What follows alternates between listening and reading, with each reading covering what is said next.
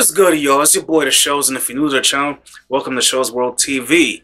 Okay, so guys, I'm going to be discussing something that I was kind of discussing already in my Dear People Who Won't Overthink This video. And I'm going to put a screen card to that. No, actually, I'm going to put a mobile card to that video, okay? And so, as you can already tell by the title of this video, I'm going to be discussing a few things, alright? But mainly what I want to talk about really is the biggest issue that seems to come into play with the context of, you know, things in terms of entertainment in general today. Now, I don't know if you're not aware of this or not. Now, if you're a big anime fan like myself, then you're probably aware of things like Dragon Ball Super, My Hero Academia, Naruto. You know, I could go on, but basically, if you're an anime fan, then maybe you have, maybe you haven't heard about this, but the United Nations, that's correct, you're not hearing things, the United Nations wants to actually ban anime. And the reason they want to ban anime is because they feel like under the new laws that they've been trying to implement within the global spectrum of things, is they feel like it undermines and promotes the abuse of children. I'm gonna leave a link to that video in the description down below because I was actually watching it from another channel called Lost Pause, who's an anime channel. I actually was just watching this video, so I'll leave a link to that, and you let me know what you think of that video in the comment section below. I'll just give my opinion on the United Nations wanting to ban anime before I go into anything else, okay? It's pretty ridiculous, in my opinion. You can disagree if you want. I feel it violates creative, you know, creative expression, but I also feel that it's just a hypocritical thing, because if you're gonna ban that, you might as well ban, I guess, you know, violent movies that depict children being murdered. And there's a lot of them. There's a lot of them, and a lot of this work is fictional, so you wouldn't really think, at least, you know, logically, that they would be trying to ban something just because it's based on fictional characters that have no place in the real world. I mean, obviously no one should want children to be abused, period. And no one wants to see a child get killed in real life. But again, you know, these works of fiction seem to play into what the United Nations is trying to ban, because they feel it violates the protection laws of children, which I'm gonna just, like I said, I'm gonna leave a link to the video and it'll explain it a lot better than I could. And maybe you'll understand maybe where I'm coming from. And again, if you still disagree, that's fine. But leave comments in the comment section below and tell me what you thought about that video. Now, you know, again, going back to the problem with context, right, of entertainment, which is related to that. It's just, I just feel like, again, maybe there's just too much censorship going on, especially behind the strength and really the machine, the power of corporations. Now, you remember how I went a little more into depth about Google and YouTube, and how it just feels like certain channels do not get the admiration or recognition that they deserve simply because they're not family oriented, right? So then what ends up happening is either they get less ads or they don't get as much recommendation, even on, you know, the list of what's trending and things like that, because again, you're not family friendly, so why would they? And this has, again, this is not just, as I've said in my last video, this is not just a Google and a YouTube problem. Again, I talked about it with Disney. I talked about it with just it's about any little thing that you can think of that is involved with media and censorship in general. It's part of the reason I don't listen to radio anymore, because anytime you would hear a song, I'm sure you would notice that it's not only just about taking out the cuss words. They would also deem certain things as far as, like, I guess, drug usage and other content that they might consider shocking. They take that out of the songs, which is understandable, you know, to a certain standpoint. I mean, some people, they're in the car with their children, they don't want them necessarily repeating certain words. Now I know that seems like it's a little bit of a contradiction. You can't even advertise a song with explicit lyrics in it because it'll violate the ad policy for Google, and, you know, according to them, it's wrong for you to be promoting this sort of thing because it's deemed as shocking and offensive, which it's there seems to be this perspective problem, is what I'm really saying here, with what is shocking and what is not shocking. Seeing a real video of people beating up on a teenager to rob their phone or something like that, I would consider that to be shocking.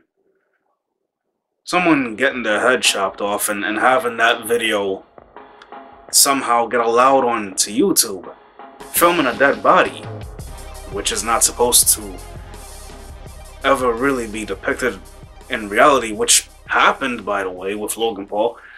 That's what I would consider shocking. But a fictional piece of work as a song or a comedic sketch that just happens to have violence in it or something of that nature, I don't feel like that's shocking. I feel like when we start talking about shocking content, there's no real clear context into what that means, okay? Now, on the other side of the argument, people would probably say that children are impressionable, or that anyone watching this content who's under the age of, I'm gonna say, like, maybe 16, 17, they see this and they might decide they want to go out and do it. I really contribute that to bad parenting more than I contributed to what the artist did or the creative person did with the content that they put out. Because again, I've always had this big issue with trying to blame entertainment for what a child does. It's the same argument they tried to make when they talked about video games and saying that if you play violent video games, you might become a mass shooter. Well, there have been plenty of mass shooters, unfortunately, being reported in this country alone, and none of the stories were correlated to playing Call of Duty or Grand Theft Auto, so there you go. And man, I hope this video's not too long because I don't want to have to edit too many things out. But so I know I'm going all over the place here, so please bear with me. But yes, the UN banning anime, again, I disagree with it completely. Because if you're gonna do that, you might as well ban everything else, like I said, that is depicted in fictional work and is, I guess they consider it an abuse of a child, which I don't feel as though all anime does it. Although some of it definitely has things like that in there that was suggested, but again, it's a work of fiction. And I feel like works of fiction should not be attacked. They should be protected under the law of free speech. But, you know, freedom is quite a contradictory term. It's quite a contradictory term in terms of even this government, because you saw what happened to Kathy Griffin. Let's just put that out there for a moment. Now, what Kathy Griffin did was definitely borderline insanity. She shouldn't have had the depicted head of the, you know, Trump the way she did. But, and even though I disagree with Trump's policies and the things he's trying to do, I would have never went that far with it. But again, I don't know if she should have been blackballed as far as the TV shows and things that she was lining up for to do. But yeah, they practically shattered her career because she went after the president in a very the graphically depicted way. So I mean, where do we draw the line, people? Where do you personally draw the line as far as expressing things and what should be banned and what shouldn't be banned, right? How do you feel about all of that I've just talked about? Do you feel like maybe government and corporations go too far with censorship and who can do what and who can't say what as long as money's involved? Because as I've said before, as long as something is making money, they will back it 100%. As long as it's making them a profit, they don't care who says what. Now, again, if you feel like banning anime is a good thing,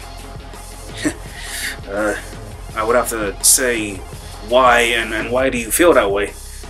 But again, where do you on a personal level draw the line with censorship and again expressing certain things through fictional content and what is allowed, what's not allowed?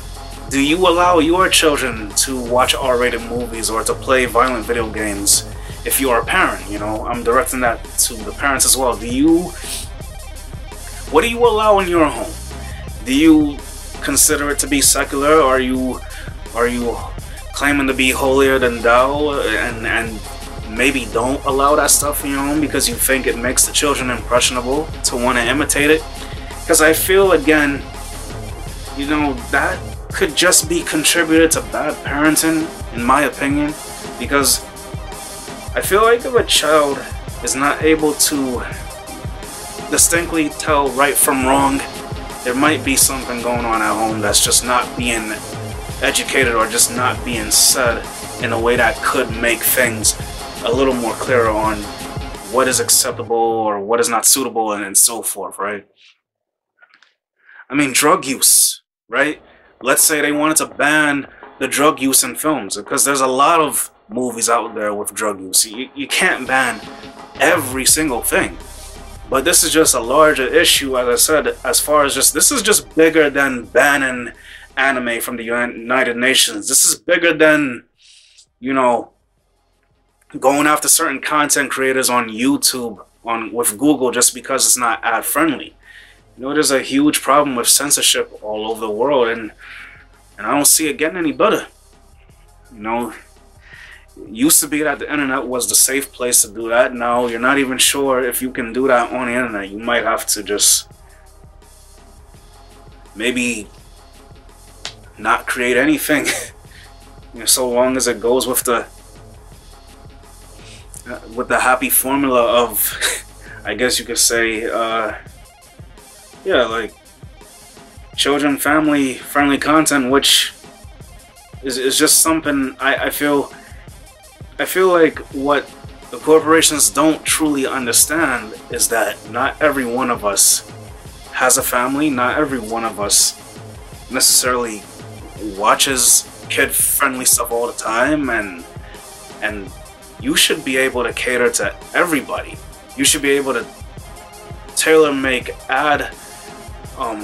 monetization situations that fit not just the mode of a family, but the mode of, you know, single households or people who are married but don't have children and so forth. It's a little crazy to me, everything that they've been doing all over the world, just kind of subtly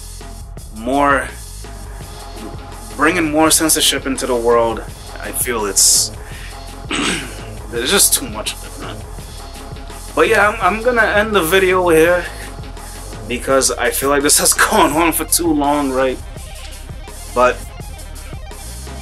again, I want to know what you think, okay? I want to know what you think about everything that I just discussed here. Do you feel, again, do you feel government and corporation goes too far? Do you feel like the United Nations should ban anime or don't ban anime? Let me know in the comments below, alright? And if you made it this far, and if you enjoyed this video, please leave it a like. Please share, comment, and subscribe to my channel to get more content like this. I make new videos for every Thursday, so once again, it's your boy Shells, and this is Shells World TV. So don't forget to hit the bell to be notified every time I make a new video. Right, once again, I make new videos for every Thursday. Follow me on social media, on Instagram and Twitter, to be updated with everything else that I've been doing. Follow me on the Like app to watch my videos at World Shells, okay, where I make more content that can't be put on YouTube due to copyright situations, right? Alright, so it's your boy Shells, and I will see you guys next time when I upload. Peace.